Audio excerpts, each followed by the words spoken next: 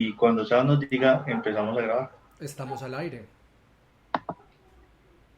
Listo, bueno, todos ven. Todavía no estamos viendo la pantalla, Andrés. Ahora sí, ahora sí. Entonces, dame un segundito, yo ya doy el inicio oficial.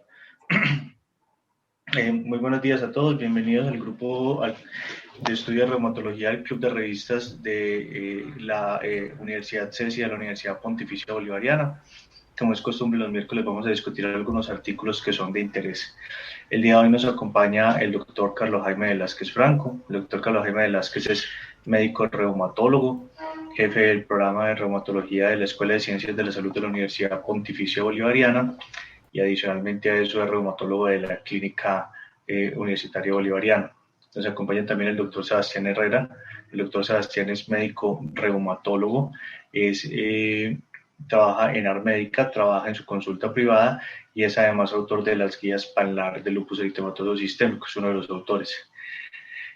Mi nombre es Miguel Antonio Mesa, soy médico reumatólogo de la Clínica Universitaria Bolivariana y nos acompañan los fellows del Servicio de Reumatología de la Universidad Pontificia Bolivariana y el doctor Anderson Mesa, que es el interno que está rotando por el servicio, quien el día de hoy presentará el artículo. Doctor Anderson, tiene usted el micrófono.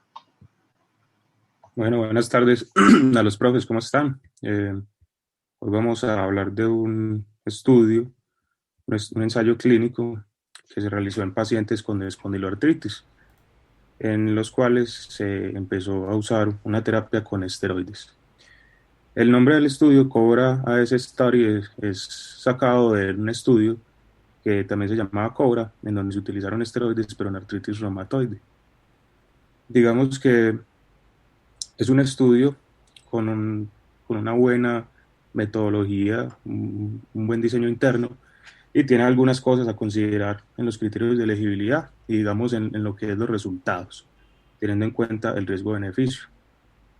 Entonces, como dice el título, pues es un estudio en donde se evaluó la eficacia de prednisona oral en un régimen titulado, en un estudio doble ciego aleatorizado.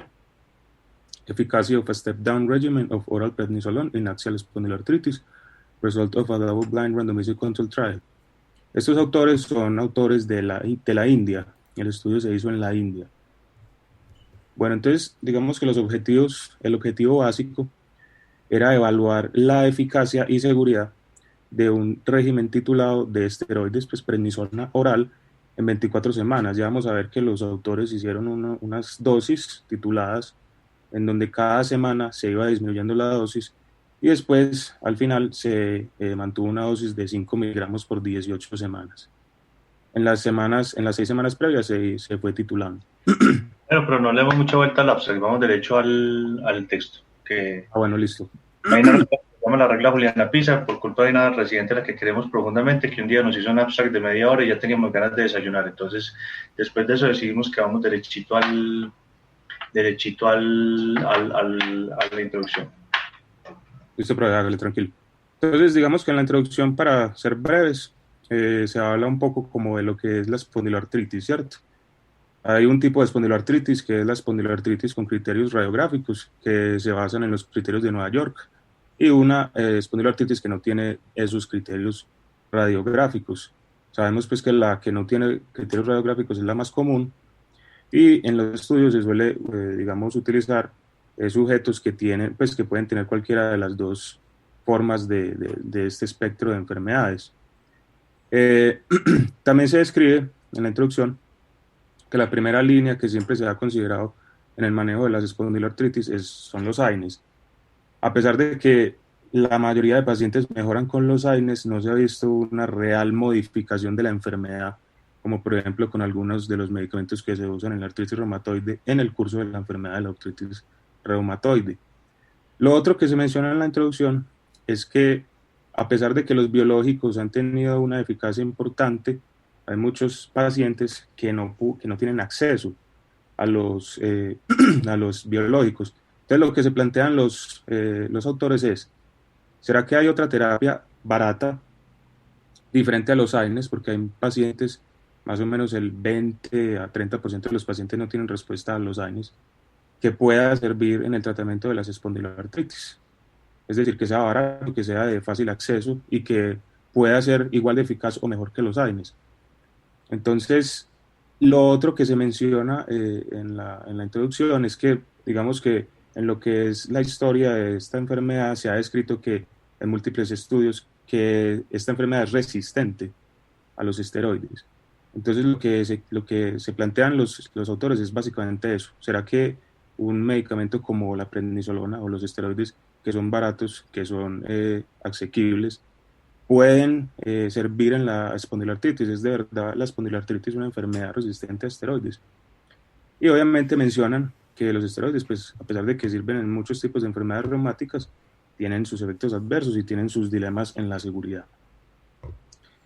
Lo que se menciona en esta parte de la introducción es que ya se hizo un estudio con esteroides, se utilizaron unas dosis de 50 miligramos y también de 20 y se compararon con placebo en un plazo de 2 semanas. Ya en un apartadito vamos a hablar un poquito más del estudio, y en ese estudio se vio cierta, digamos, cierta mejoría de los pacientes a pesar de que no fue estadísticamente significativo. Entonces, digamos que lo más importante en cuanto a la introducción de este artículo es decir que este estudio, este ensayo clínico, es un ensayo clínico basado en una prueba de concepto, es decir, se basan en otros estudios que no han tenido unos resultados muy determinantes y se basan en conceptos en donde, digamos, los autores podrían postular que tal vez en la espondiloartritis haya una respuesta a los esteroides, pero antes no hay mucha literatura de esteroides en espondiloartritis. Pero hay que hacer una salvedad, y es que no es que no haya literatura, es que la literatura está en contra, porque el último estudio grande, que es la referencia 14, que es de la doctora Hildrum Heibel, que es del Charité, ese estudio, pues yo creo que el profe Carlos Jaime, si no estoy mal, lo tiene fresco porque él lo ha comentado en varias ocasiones. Entonces yo quisiera preguntarle a él, porque realmente en ese estudio lo que yo recuerdo es que servía como un puente. O sea, el paciente se mejoraba sintomáticamente, pero era una dosis muy alta de esteroide y lo único que usted lograba era quizás un puente a un biológico u otras terapias, profe. Yo no sé si usted recuerda ese estudio. Sí, Miguel, así es el uso de 50 miligramos de prednisolona por 2 semanas. Digamos que la mejoría fue en como escala visual análoga del dolor. Entonces, digamos que estoy de acuerdo, lo mencioné recientemente, es porque tuvimos un paciente con una espondiloartritis axial no radiográfica, que era personal de la salud y llegó pues de otra institución, no mejoría con bloqueos, pero estaba postrado en cama. O sea, no era posible de hacer por la gravedad del dolor lumbar ni las actividades de autocuidado.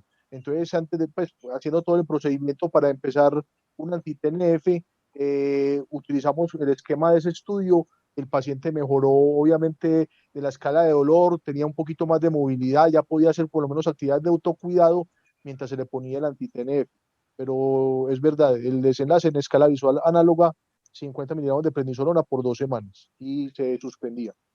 Y yo quisiera preguntarle a los profes, tanto al doctor Carlos Jaime como al doctor Sebastián, porque es que una prueba de concepto es cuando algo no se ha demostrado previamente que usted lo va a intentar. Por ejemplo, usted va a usar Apremilast en esclerosis sistémica y previamente no se ha utilizado, es una prueba de concepto, pero no sé si aquí ese término prueba de concepto aplica, porque es que eso ya ha sido intentado varias veces con resultados adversos. No sé si ese término se podría utilizar acá.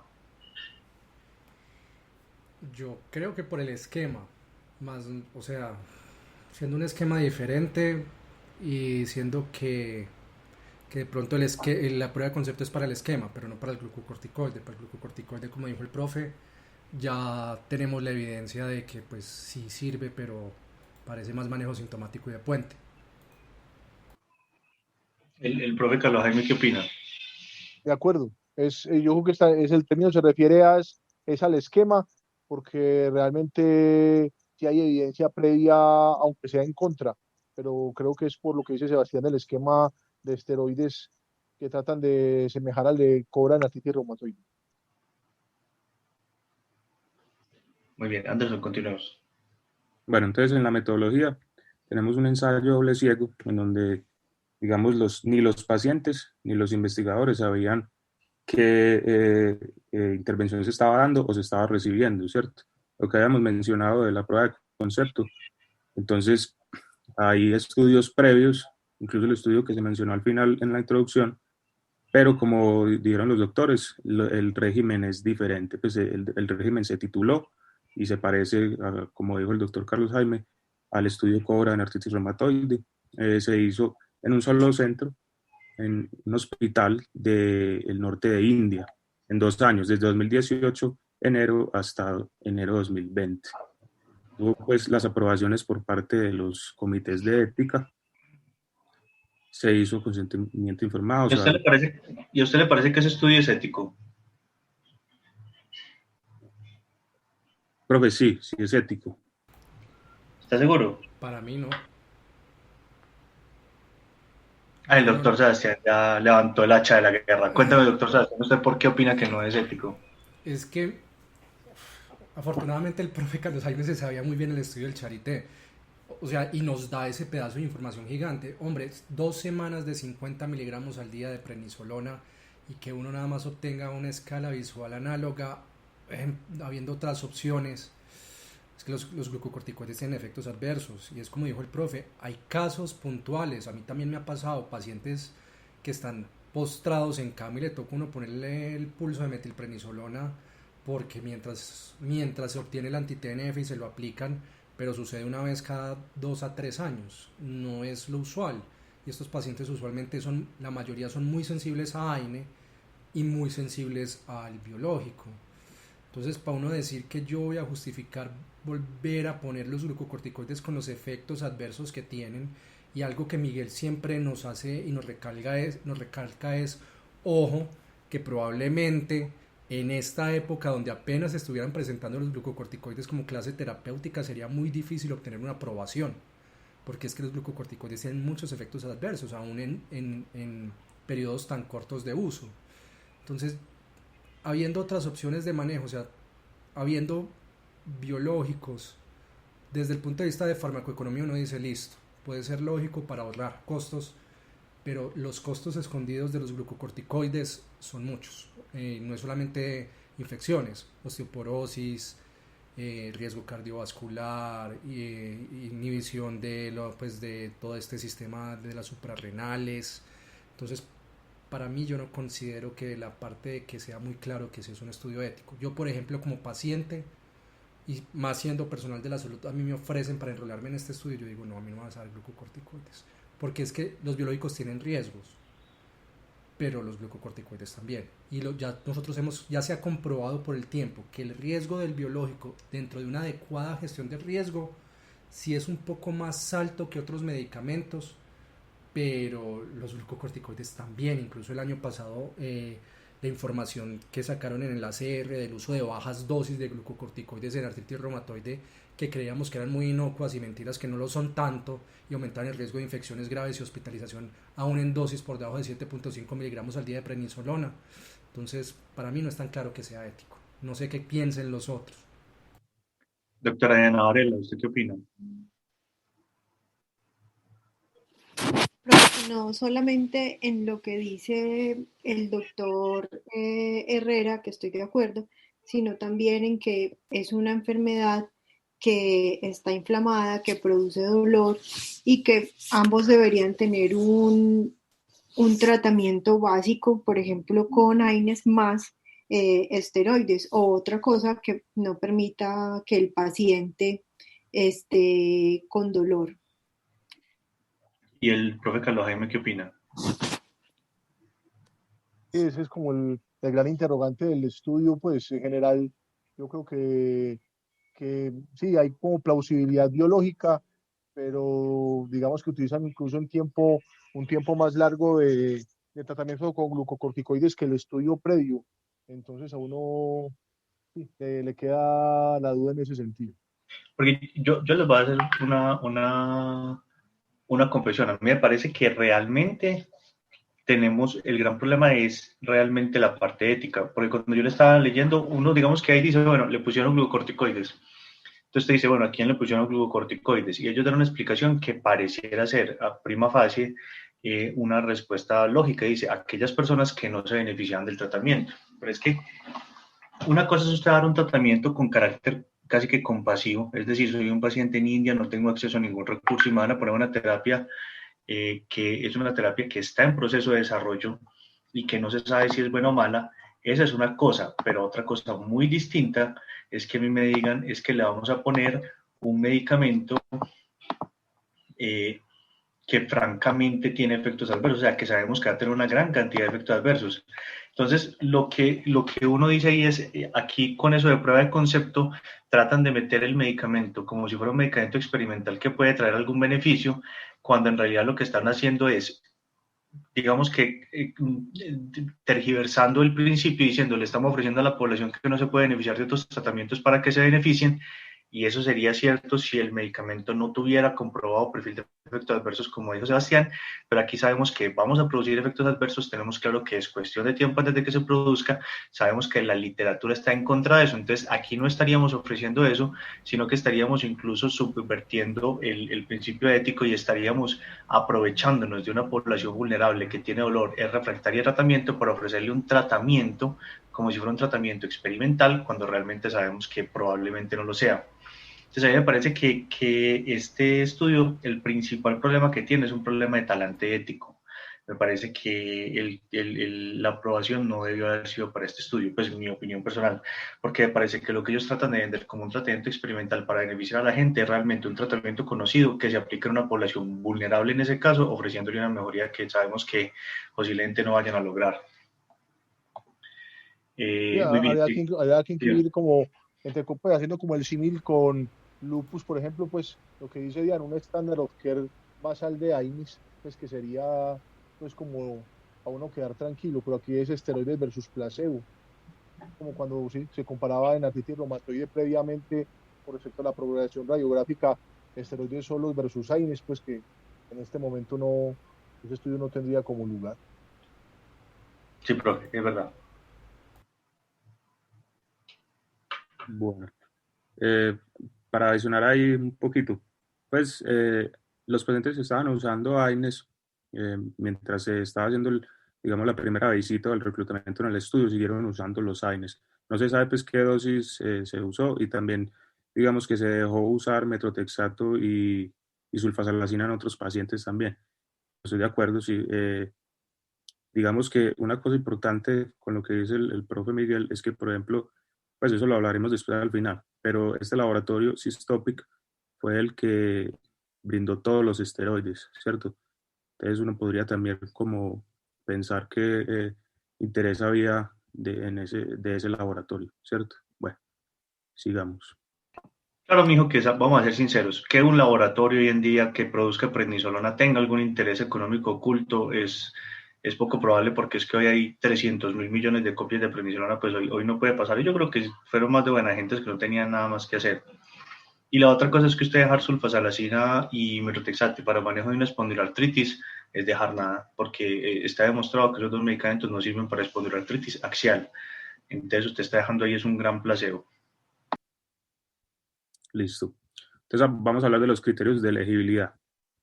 Los pacientes que se utilizaron fueron pacientes entre 18 a 60 años que tenían los criterios según el ASAS, ¿cierto? Estos criterios para, digamos, la espondiloartritis en general. Tenían que tener una enfermedad activa, es decir, un BASDAI de más de 4 o 4, que no tuviera un gran compromiso periférico, que tuviera máximo una articulación periférica comprometida y que no tuviesen una respuesta adecuada a AINES, que digamos se definía como uso máximo de al menos un AINE por más de un mes o un mes. Otros de los criterios, esos son los criterios de inclusión. Otros de los criterios de inclusión era que no hubiesen usado esteroides en al menos un mes previo y que no hubiesen, pues que no tuvieran acceso a biológicos, ¿cierto? Que era lo que mencionábamos de pacientes pues con difícil acceso a este tipo de medicamentos. Esos eran los criterios de inclusión. Y los de exclusión eran pacientes que tuvieran una diabetes no controlada, hipertensión no controlada, infecciones activas, malignidades, fracturas recientes en los últimos 6 meses, fractura de cadera en cualquier momento de la vida, psoriasis activa, enfermedad intestinal inflamatoria y embarazo. Aquí está la intervención. Entonces los pacientes fueron asignados, digamos. Muy interesante que fueron tan puritanos con el compromiso periférico, porque mira que eso evita que cuando hagas un BASDAI después la mejoría periférica te vaya a arrastrar los resultados. O sea que los pacientes definitivamente eran muy axiales, ¿no? No cabe la menor duda que si sirve o no sirve, es axial pura. Muy buenas tardes a todos. Buenas tardes, Pacho. Pachito. Le damos la bienvenida al doctor Francisco Vargas, que es otro reumatólogo muy querido para nosotros y que hace parte del Club de Revistas. Doctor Francisco, buenas noches. Anderson, dale. Listo. Entonces, la intervención. Ojo que ese comentario de Pacho es muy importante, que muchas veces uno ve el BASDAI como algo muy axial y el BASDAI captura mejoría periférica. Entonces ese comentario de Pacho es bien importante porque está muy seleccionado el grupo. Sí, es muy importante y lo hablaremos en la discusión porque digamos que hay unos resultados con el BASDAI y otros resultados con el ASAS bien diferentes, entonces es importante mencionarlo al final. Bueno, entonces la intervención se hizo en dos grupos, ¿cierto? Un grupo con prednisolona, que utilizó un régimen titulado, que no se había utilizado pues antes, y placebo, ¿cierto? Los de la prednisolona utilizaron la primera semana 60 miligramos, la segunda 40, la tercera 30, la siguiente 20, la siguiente 15, por otra semana 10, y digamos que desde la semana 18, desde las semanas, al terminar la semana 6, se empezó a utilizar 5 miligramos de prednisolona hasta completar las 24 semanas. Se les brindó además calcio, 1000 miligramos al día, y vitamina D, 800 unidades al día. Aquí está pues entonces que en el reclutamiento los pacientes podían seguir usando los AINES que usaban a dosis máximas toleradas y se permitía pues seguir el uso de AINES durante el estudio. Entonces, en lo que es el ciego y la aleatorización, entonces la aleatorización se hizo por medio de de un programa online, randomization.com, y se utilizaron bloques, entonces fue una randomización en bloques, pues una aleatorización en bloques. Entonces, como los grupos de intervención eran 2, se hicieron pues en múltiplos de ese 2, 6, 8, 10, ¿cierto? La asignación se hizo con sobres opacos, cerrados, en donde estaba pues el numerito del grupo, el grupo de esteroides o el grupo de placebo. Y los esteroides se dieron en empaquecitos que eran igualitos a los del placebo para hacer el cegamiento. Bueno, hubo un autor que, pues todos los autores estuvieron cegados, pero hubo un autor que hizo el reclutamiento, hizo, digamos, como la examinación de la actividad de la enfermedad en la parte basal y hizo el examen físico. Y el otro autor fue, digamos, el que se ocupó de todo lo estadístico y el análisis de los datos. Doctora Diana. Sí, profe. Le quería hacer una pregunta. En estadística, el hecho de que haya un solo médico que sea el que recoja todos los datos de evaluación del paciente, eso no puede afectar la validez del estudio, porque estamos hablando de que usted realmente no, pues si la persona sabía tomar o no sabía tomar, o tenía una maña a la hora de tomar los desenlaces, puede haber afectado el resultado o no. Pero lo que pasa es que ellos intentan homogeneizar eso, entonces como mantienen ciego la aleatorización, mantienen ciego el paciente y mantienen ciego la persona que está tomando el examen, pues permite que sea un poquito más homogéneo, que pueda tener uno el sesgo del ser observado, sí, pero intentan con eso ser un poquito más homogéneo en ese momento. Ok, perfecto, doctor. Sí, digamos que con respecto a esta parte del estudio, lo que no queda muy claro es esa aleatorización en bloque.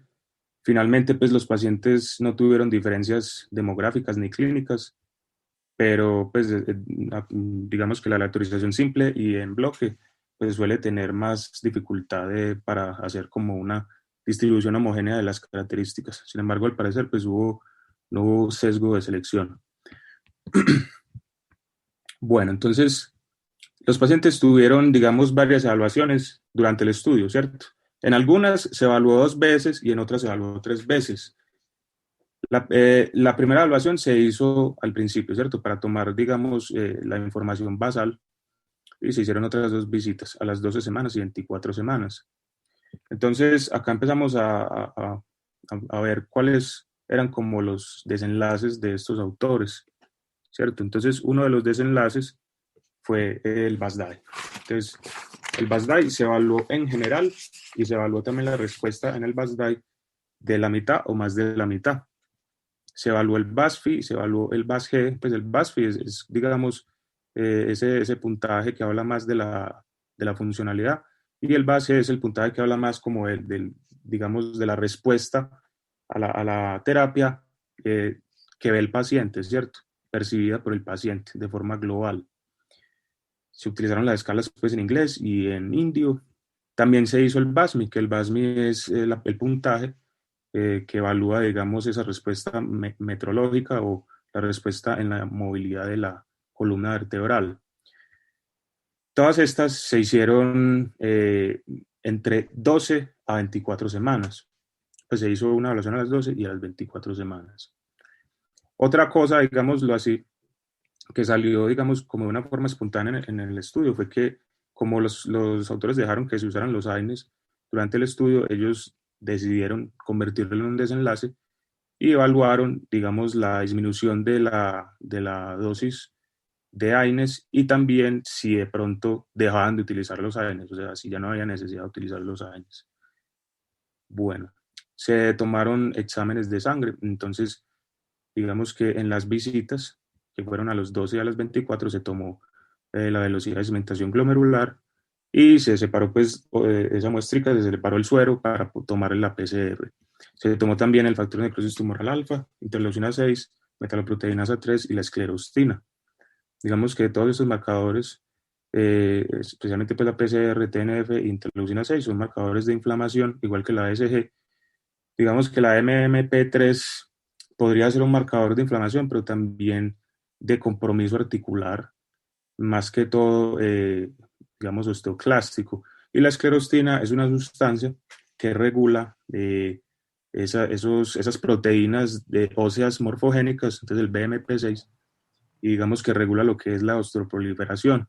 Pero Cosio Basado pasa una cosa muy sencilla, y es que usted lo entiende como una prueba de concepto en la que usted quiere ver si hay un desenlace clínico, y el que usted está haciendo investigación independiente y necesita la plata para hacer otras cosas, se pone a hacer todo ese montón de mediciones que realmente no le van a aportar mucho, porque que usted le suba o no le suba al TNF, le suba o no le suba al interleuquina 6, si no cambia un desenlace duro, tiene poco impacto. O no sé, los profes si piensan que todo ese montón de estudios hubieran sobrado, porque realmente lo que uno necesitaba primero era demostrar, si quería demostrar, como ellos decían, la diferencia grande clínica.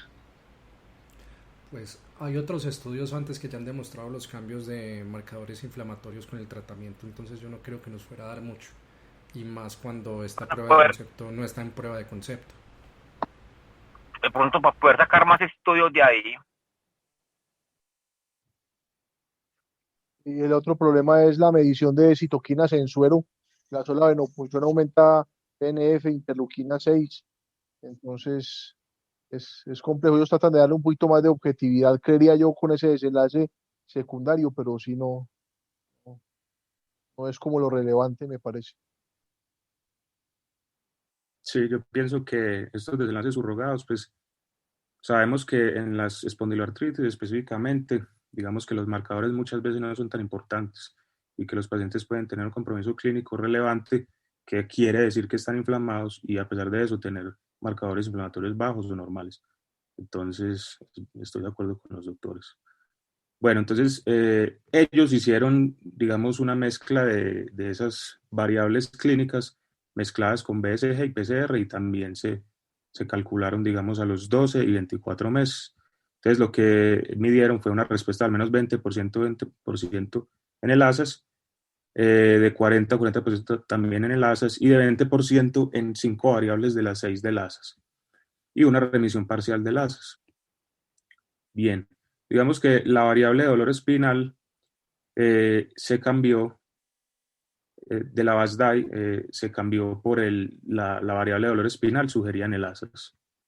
Esos fueron más o menos como los desenlaces que se tomaron y digamos que el desenlace primario era disminuir la mitad o más de la mitad del BASDAI, al menos a 24 semanas. Entonces aquí dice pues, que los pacientes fueron evaluados a las 2 y 24 semanas y digamos, el otro desenlace es la seguridad, ¿cierto? Entonces los eventos adversos con los esteroides. Algo importante en este estudio, y ya que estábamos hablando de que carecía, digamos, de una lógica ética, es que a ellos les faltó algo muy importante y fue evaluar el compromiso mineral óseo al usar esteroides por 24 semanas. Eso no se evaluó. Las cosas que se evaluaron fueron aparición digamos, de fiebre, de infecciones mayores, muerte, fracturas patológicas. Sí, ya voy a mostrar más o menos en dónde aparece la parte de desenlaces, de eventos adversos serios, ¿cierto? Entonces acá está, pues, ellos midieron el peso y la presión arterial a las 12 y 24 semanas. Evaluaron cambios cutáneos como estrías, fase cushingoide, acné, y estos son los eventos serios que si a cualquier paciente presentaba un evento serio relacionado a esteroides, tenía que salir del estudio. Entonces acá está, malignidad, infección seria, hospitalización, muerte, crisis glicémica, ¿cierto? Más de 300, fracturas patológicas o por fragilidad, eran todos los considerados como eventos serios relacionados al uso de esteroides. Los otros dos eventos serios fueron que hubiesen tenido una actividad de enfermedad inflamatoria intestinal aumentada o exacerbada, o también de psoriasis y que necesitaran de esteroides sistémicos. Lo mismo para la uveitis. Bueno, acá están los desenlaces entonces. El desenlace primario era el BASDAI 50 a 24 semanas. Los secundarios eran cambios en el BASDAI en general, en el BAS-G, BAS-E, BAS-FI, BAS-MI, ASDAS con BSG y PCR. Y también evaluar mejoría clínica del ASDAS y mejoría mayor del ASDAS, que en realidad pues no se describió bien que era mejoría mayor, pero ahí estaba, mejoría mayor. ASAS de 20 o más de 20, ASAS de 40 o más de 40 y el 20% de 5 o 6 variables y remisión parcial de ASAS. Bueno, también, como habíamos mencionado, los eventos adversos y los marcadores inflamatorios que habíamos mencionado. Bueno, el análisis estadístico. Entonces, algo importante es que, pues como en todos los estudios, se perdieron algunos de los pacientes y los datos que no se pudieron seguir obteniendo fueron reemplazados por los datos basales y se siguió en adelante. Cuando los pacientes, digamos, se iban por razones de seguridad u otras razones, se hacía pues digamos que se determinaba una variable como de no respuesta en cuanto a los desenlaces binarios. Bien. Lo que se había, digamos, diseñado para tener en este estudio era una muestra de 100 pacientes en donde hubiese una pérdida máxima de 10% y en donde se consiguiera un BASDAI 50 de al menos 40% de los sujetos en los pacientes con esteroides y 20% en los pacientes con placebo a las 24 semanas, con un poder de 85% y un error tipo 1 de menos de 5 o 5%. Digamos que por las dificultades logísticas se alcanzaron a reclutar y a, digamos, insertar en la aleatorización a 65 pacientes. Se utilizaron pues este tipo de tests estadísticos, ¿cierto? Para hacer los análisis de los datos. Bueno. Y digamos que las diferencias significativas tenían que tener un valor de P de menos de 0.05. Bueno, eso es como lo importante en metodología y en análisis. Entonces, los resultados. Digamos que se revisaron 163 pacientes, de los que 65 cumplieron los criterios de elegibilidad y fueron aleatorizados. Digamos que en las poblaciones hubo características muy similares, hubo muy poquitas cosas que fueron diferentes. Más o menos en aproximado, la edad fue de 28.5, la duración de la enfermedad fue de 5.6 años. Eso es algo importante que hay que mencionar luego porque en realidad no se sabía muy bien cuántos años llevaban los pacientes con la enfermedad, si habían tenido respuesta antes a medicamentos o no. Y como no se hizo imagen, tampoco se sabía muy bien en qué estaba, digamos, en qué tanto avanzada o no avanzada estaba la enfermedad en imagen, ¿cierto? Que es importante. Bueno, dentro de todos los pacientes, habían 46 pacientes, 73%, que tenían una espondiloartritis con criterios radiológicos y 17, 8% tenían solamente, perdón, 17 solamente, que es un porcentaje menor, tenían espondiloartritis sin criterios radiológicos. 8 se encontraron con edema de médula ósea en la parte basal y elevación de PCR. Bueno, entonces finalmente ya vamos a explicar pues qué fue lo que pasó, por qué se perdieron más pacientes. Se consiguieron 32 pacientes en el brazo o en el grupo de esteroides y 33 en el placebo. Al final, digamos que los participantes que terminaron el estudio fueron 29 en el grupo de esteroides y 30 en el grupo de placebo, que fue más del 90% que se aleatorizó. Bien, entonces acá está más o menos lo que pasó con los pacientes. Entonces 163 eran los que se habían revisado, 80 salieron por criterios de elegibilidad, habían algunos que tenían varios criterios de exclusión, y finalmente entonces salieron los 80, y 18 no dieron el consentimiento informado, entonces quedaron 65 pacientes. De esos, 32 para el grupo con esteroides, 33 para placebo. Se perdió un paciente a las 12 semanas y 2 pacientes a las 24 semanas. En los pacientes con esteroides quedaron 29. Y en los pacientes que recibieron placebo se perdieron 3 y quedaron 30.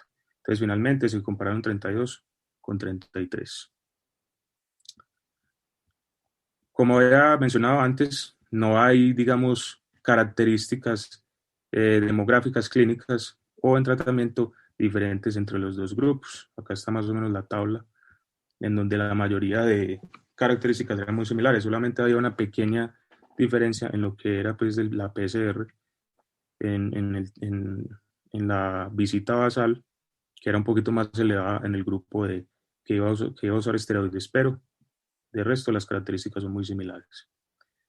Bueno, entonces al evaluar el desenlace primario, ¿cierto?, se encontró que hubo una respuesta en los pacientes del grupo de esteroides de 12 entre 32 pacientes, que fue 37.5%.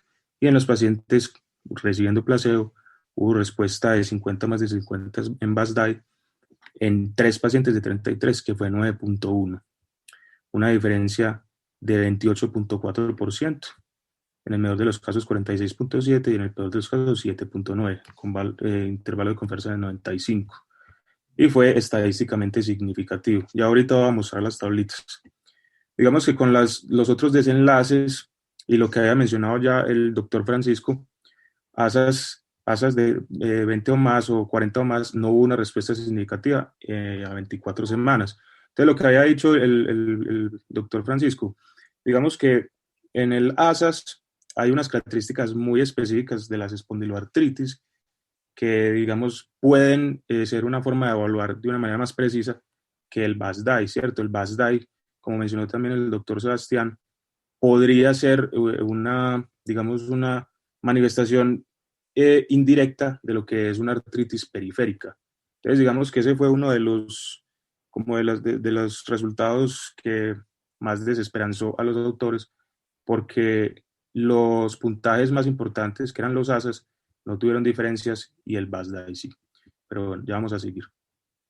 Estos otros ASAS tuvieron una respuesta significativa a las 24 semanas de remisión parcial y de 5 de 6. Bueno, al combinar el BASDAI general y al combinar ASDAS con PCR a las 24 semanas no hubo diferencia significativa. Muy bien. Y algo muy importante es que en todos los puntajes que tenían gran componente de percepción personal por el paciente no hubo una respuesta significativa, ni a las 12 ni a las 24 semanas, que digamos es algo muy importante, porque a pesar de que la teoría es importante y saber las cosas es relevante, digamos que lo que uno hace pues en la profesión es buscar el beneficio y el alivio del paciente, ¿cierto? Y eso fue lo que no se vio en este estudio. Ninguno de los puntajes de funcionalidad, de compromiso global y de movilidad espinal mejoró. Bueno, muy bien. Hubo una disminución de la BSG a las 24 semanas de los pacientes en el grupo de esteroides y no hubo diferencias significativas en la PCR. La interleucina disminuyó más en el grupo de esteroides y no hubo diferencias ni en TNF ni en esclerostina. Bueno, pero nos vamos a saltar esos desenlaces, no sirven para nada. Exacto, entonces esos desenlaces subrogados, a pesar de que hubo unos que disminuyeron y otros que no son importantes. Bueno, entonces acá está la tablita de los desenlaces primarios y secundarios. Acá se ven más o menos cuáles fueron significativos y cuáles no, ¿cierto? Entonces, los significativos fue el primario, el BASDAI 50-50, con la salvedad que ya dijimos que el BASDAI a veces tiene algunas variables que pueden ser modificadas por la artritis periférica. Y en el ASDAS con PCR, mejoría clínica también hubo, ¿cierto? Bueno. Digamos que los demás ASAS no hubo una diferencia importante, solamente en el de remisión parcial y en el de cumplir pues 5 de 6, 20 o más de 20%. Bueno. Acá hablamos entonces un poquito de los AINES. En realidad sí se vio una disminución de los AINES un poco mayor en los pacientes con esteroides, pero sigue siendo pues de poca relevancia, ya que estamos hablando de que era un estudio que estaba diseñado para encontrar terapias que se pudieran usar diferentes a los AINES en pacientes que no tienen respuesta a AINES. Pero sí hubo una reducción un poco mayor a las 24 semanas. Algunos también dejaron de usar el AINE. Bueno. Seguridad, que es lo más importante. Entonces, en lo que fueron esas descripciones de eventos adversos serios, no hubo ninguna en ninguno de los pacientes. Hay que tener en cuenta que no evaluaron pues algo muy importante, que es la densidad mineral ósea, ¿cierto? Es muy importante. Pero infecciones serias, muerte, hospitalizaciones, necesidad de esteroides sistémicos, fracturas patológicas no hubo.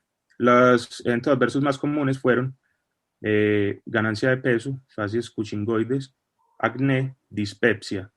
Y eso que la dispepsia no tuvo pues como diferencia en los dos grupos. Lo que sí se encontró fue una ganancia de peso en el grupo de esteroides frente al de placebo a las 12 semanas y a las 24 semanas no. Se encontraron también en las dos visitas siguientes, pues facies cuchingoides y acné, más incidente en el grupo de esteroides. Bueno, hubo dos pacientes que tuvieron como un aumento de la actividad de sus enfermedades, entonces uno con psoriasis, pero solamente requirió de esteroides tópicos, y otro con uveitis, que también requirió de esteroides en gotas, y los dos eran del grupo placebo. Solamente hubo un paciente en cada grupo con una actividad pues aumentada de artritis a las 12 semanas y se le dieron pues esteroides en infiltración. Bueno, entonces acá están las tablitas de la evaluación de la diferencia en los desenlaces, ¿cierto? Acá en el BASDAI sí se vio una diferencia significativa. Pues esa estrellita dice que hubo una P de menos de 0.05 aquí, en esta parte. En la B también pues hubo una diferencia de menos de 0.01.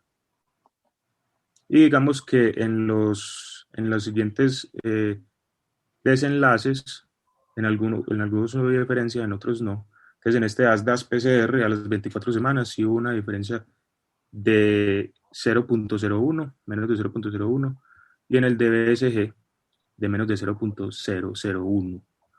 En el ASAS, como ya habíamos dicho, no hubo ninguna diferencia. Y en este ASDAS-PCR también hubo diferencia. En la mejoría clínica, menos de 0.01, y en la mejoría mayor de menos de 0.001. Bueno, acá está las tablas de las respuestas a las 12 y 24 semanas. Entonces, digamos que en lo que era el BASDAI general, sí hubo una respuesta a las 24 semanas. A las 12 no. Eso es algo que los autores, digamos, interpretan. Ellos dicen que habían algunas posibilidades. Podía ser que no se evaluó bien una respuesta temprana a las 6 semanas, o que la respuesta de verdad fuera en una dosis acumulada de esteroides. Bueno. Aquí estos otros desenlaces que tuvieron diferencias, pero no son importantes porque son los de laboratorio. Y acá están todos los que dijimos de la percepción del paciente, en donde no hubo diferencias en ninguno de los tres, ninguno fue estadísticamente significativo. Y en los de ASDAS combinados con BCG sí hubo diferencia. Eventos adversos. Entonces, como habíamos dicho, no hubo ningún evento adverso serio en el grupo de esteroides. No hubo muertes, no infecciones mayores. Bueno, algunos pacientes tuvieron alteraciones visuales, pero fueron en el grupo placebo. Lo que sí hubo diferencia es en la plétora facial, hubo un poquito más de este síntoma en los pacientes que usaron esteroides. No hubo ni fiebre ni dispepsia, una diferencia significativa o mayor de estos, pues un aumento de la incidencia de estos síntomas en los pacientes que usaron esteroides. Si hubo más pacientes con fase Cushingoide, en los pacientes que usaron esteroides, acné también, y las estrías no se valoraron bien a las 12 semanas y a las 24 semanas no hubo diferencia. El peso sí fue pues uno de los cambios que fue evidente, pero solamente a las 12 semanas hubo una diferencia entre los dos grupos. A las 24 no hubo diferencias. Bueno, entonces acá se habla pues un poquito como la discusión. Vamos a empezar a hablar de todos los estudios, porque eso va mal genio. Esos manes están presentando una RCT y no están presentando una revisión narrativa de la literatura. La conclusión a la que llegaron es que ninguno de los estudios previos sirve, básicamente, que no dan una mejoría. Acá están los que mencionaban ellos, ¿cierto? Que son estos tres. Entonces, la única diferencia entre esos estudios fue, como habían mencionado los doctores, los esquemas. No los vamos a mencionar porque ninguno de esos funcionó, ninguno de los esquemas funciona, ninguno de las cosas para nada. Entonces vamos a dejarlos por ahí a ignorar esa parte de esa discusión. Cuando está en una discusión está tan jodido que tiene que ser una revisión sistemática de la literatura es porque no tiene nada que decir. Listo. Muy bien.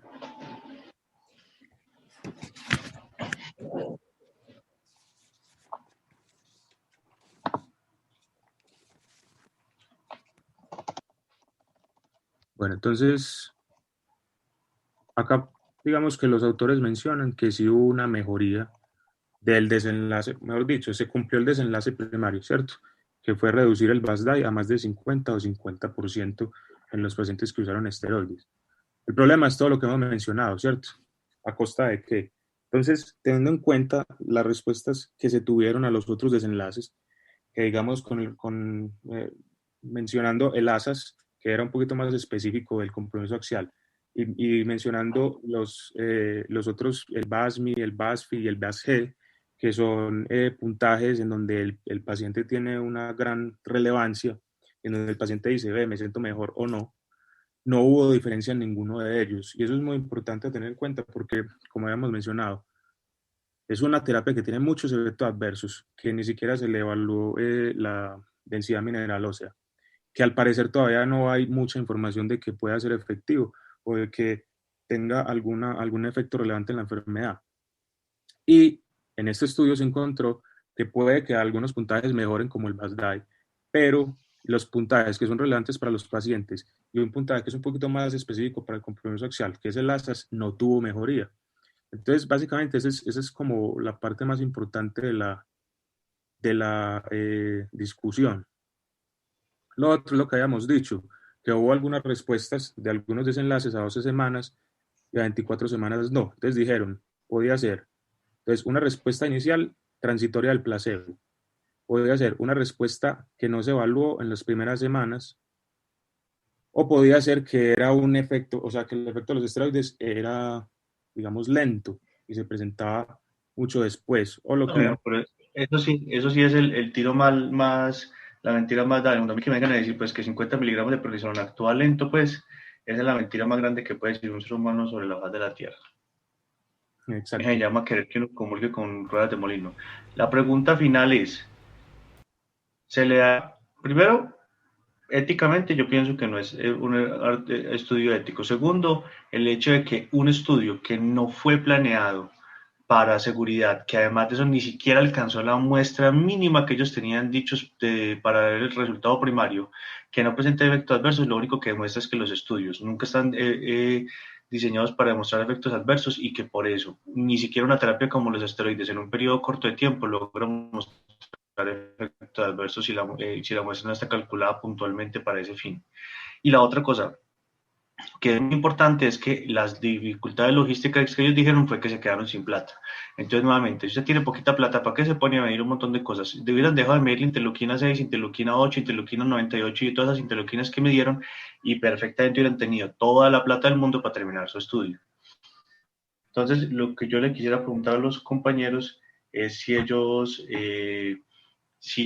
consideran, uno, si consideran que la intervención es válida, y dos, si es aparente disyunción entre la respuesta y el tiempo, y tres, ellos qué opinan del perfil de seguridad.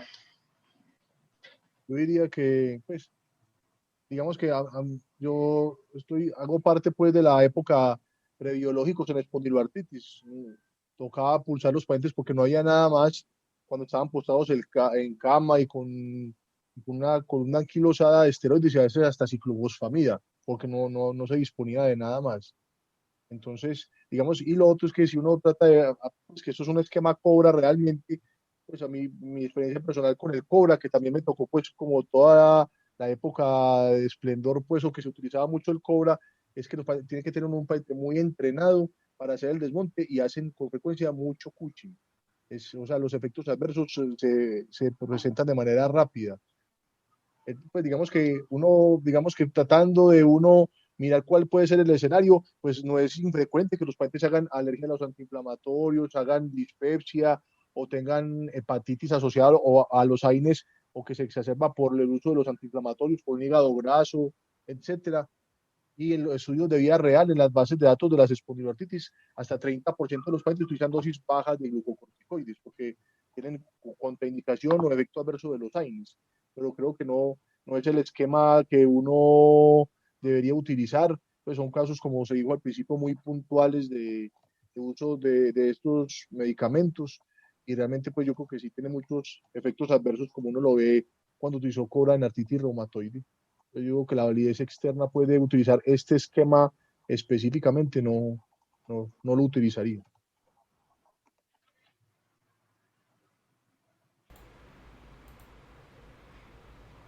Pacho, Eh, no. ¿Pacho habla o hablo yo? si quieres hablas tú, Sebas. Sebas, Dale. yo me tengo que excusar un segundito, entonces te dejo encargado por favor de cerrar, ¿te parece? Sí, señor, claro. Sí, Yo, estoy, gracias, gracias. yo creo que todos estamos de acuerdo con el doctor Carlos Jaime, que habrá pacientes que se beneficien de glucocorticoides, pero son pacientes contados y situaciones muy especiales cuando hay contraindicaciones, pacientes refractarios a todos, alergias, etcétera. Pero yo hago la misma crítica que hace Miguel, o sea, ya teníamos un estudio que sugería mejoría sintomática, se pusieron a medir un montón de cosas y al final del día el estudio pues no da ni para una cosa ni para la otra porque no alcanzó la muestra que habían proyectado y tan poquitos efectos adversos de los glucocorticoides a esas dosis, probablemente es porque no teníamos la muestra adecuada para detectar efectos adversos y no era el tiempo suficiente. Y lo otro que también es preocupante es intentar pues decir que 50 miligramos al día de prednisolona actúa lento. Pues lento, si lento son 24 o 48 horas, pues vaya uno a ver qué es lento para uno, pero pues glucocorticoides 1 miligramo por kilo, generalmente uno le pone a una artritis reumatoide y empiezan a mejorar en días. Entonces no sé, pues realmente es un estudio que no lo deja uno tranquilo, la parte de efectos adversos a largo plazo, otras opciones, desde el punto de vista de que no es una prueba de concepto, pues tengo muchas reservas y se asombra uno a veces que encuentra este tipo de estudios en revistas como estas. Yo quería decir que cuando uno lee un RCT y están proponiendo un esquema nuevo, uno siempre se debe pensar es si eso realmente cambia o no la clínica, la práctica clínica actual y en quienes la cambian. Es un estudio que ha perdido el 35% de la muestra que fue proyectada y recordemos pues que pérdidas mayores al 20% pierde la validez. por una parte. Y por otra parte, son pacientes, estos pacientes, al ser incluidos, eran pacientes, primero, que estaban activos y segundo, que no estaban respondiendo al tratamiento. Ahí, pues según las guías de práctica actual, sería iniciar un tratamiento biológico. No sé si vale la pena realmente posponer el inicio del tratamiento biológico para darle 6 meses de glucocorticoides con los resultados de este estudio. Entonces creo que realmente en la práctica clínica actual no la cambia, al parecer, porque no tiene ni la validez ni la suficiente evidencia en los resultados. Y podría ser en ciertos casos solo cuando uno, por ejemplo, en nuestro sistema de salud se demora un poquito en llegar los biológicos, ahí uno podría intentar el uso de esteroides. ¿Cuánto? No sé. Por lo que hemos visto con el profe Carlos Jaime, muy seguramente en los estudios previos de 2 semanas, pero estos de llevarlos a 6 meses creo que poco se va a usar. No sé. Es que eso es casi que medicina basada en el bolsillo, o sea, 6 meses de glucocorticoides, eso solamente se le ocurriría a alguien que esté buscando ahorrar costos a corto tiempo, porque a largo tiempo esos 6 meses de glucocorticoides se la cobra uno a largo tiempo, y en hospitalizaciones que por esa pérdida de pacientes, ¿será que se perdieron porque se hospitalizaron? Exacto, y no tenemos ese seguimiento a largo plazo para decir que realmente esto es mejor que la terapia actual.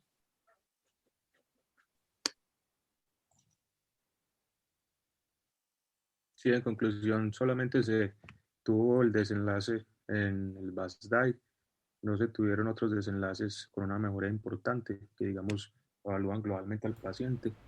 No se evaluaron algunos eventos adversos que son muy importantes y, y en realidad no hubo un beneficio. O sea, lo que finalmente concluyen los autores es que solamente tal vez se cambió el concepto de que las espondiloartritis son resistentes a esteroides, pero pues considerando las otras terapias y considerando los efectos adversos y considerando los resultados que ellos mismos encontraron, no hay pues como más que sacar de este estudio, y lo que ellos sacan pues no tiene como utilidad.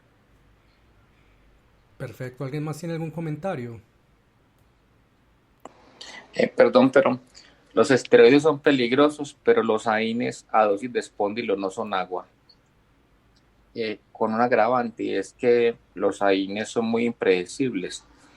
Todas dosis bajas y sangran, dosis altas y sangran, dosis en jóvenes y sangran, y dosis en ancianos y los matas. Entonces, los esteroides, claro, a 24 meses, a 24 semanas mi riesgo, pero en mi experiencia, y quiero compartirla, ¿qué piensan ustedes? 50 miligramos por 10 días como puente mientras llegue el biológico es bastante útil.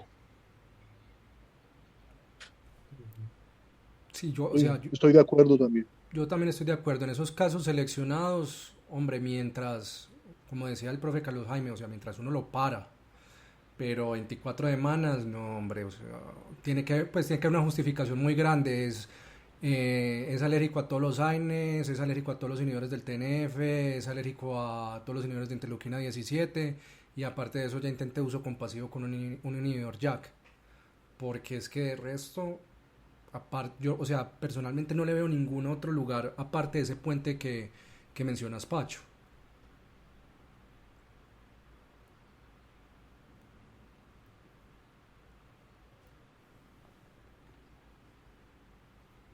Muy bien, ¿alguien más tiene algún otro comentario?